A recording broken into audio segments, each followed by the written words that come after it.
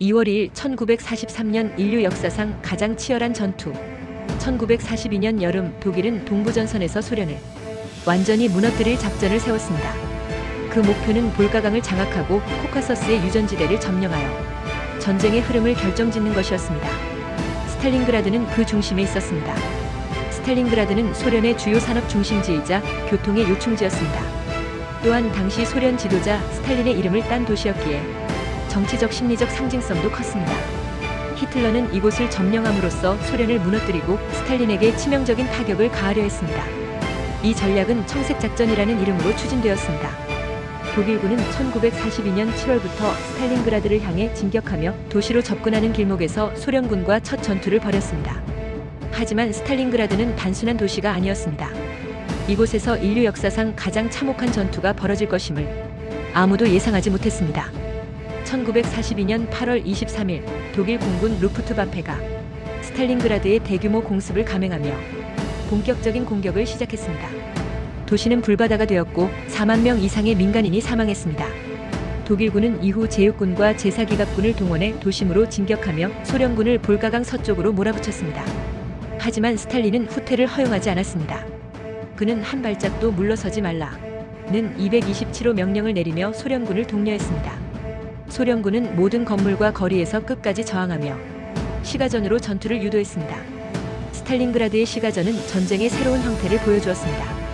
건물 하나를 두고 전투가 벌어졌고 지하실과 옥상에서까지 치열한 교전이 이루어졌습니다. 특히 파블로프의 집이라 불리는 한 건물은 단 한 개 소대가 독일군의 수차례 공격을 버텨내며 소련의 저항 의지를 상징하는 장소가 되었습니다. 독일군은 강력한 화력과 전술을 동원했지만 소련군의 결사항전과 참호전으로 인해 빠른 점령이 불가능했습니다. 결국 11월까지 독일군은 엄청난 희생을 치르면서도 도시를 완전히 장악하지 못한 채 소련군을 볼가강 서쪽의 좁은 지역으로 몰아넣었습니다. 그러나 이 순간 소련은 전세를 뒤집을 거대한 반격을 준비하고 있었습니다. 1942년 11월 19일 소련군은 천왕성 작전이라는 반격을 개시했습니다. 소련군은 독일군의 약점인 측면을 노려 독일군을 포위하기 위해 양방향 공격을 감행했습니다. 특히 루마니아군이 방어하던 북쪽과 남쪽을 집중 타격하여 돌파했고 단 4일 만에 독일군을 완전히 포위하는 데 성공했습니다.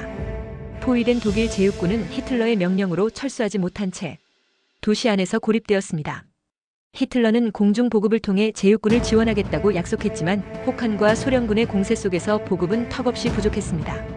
1943년 1월이 되면서 독일군은 식량과 탄약이 거의 바닥났고 병사들은 혹독한 겨울 속에서 동사하거나 굶주림에 시달렸습니다.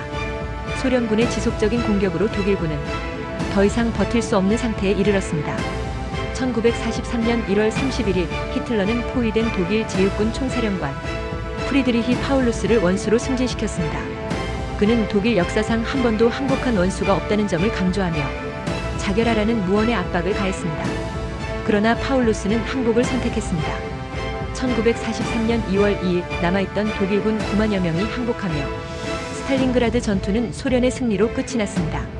하지만 독일군 포로 9만 명 중 대다수는 포로 수용소에서 사망했고 1955년이 되어서야 겨우 5천여 명만이 독일로 돌아갈 수 있었습니다.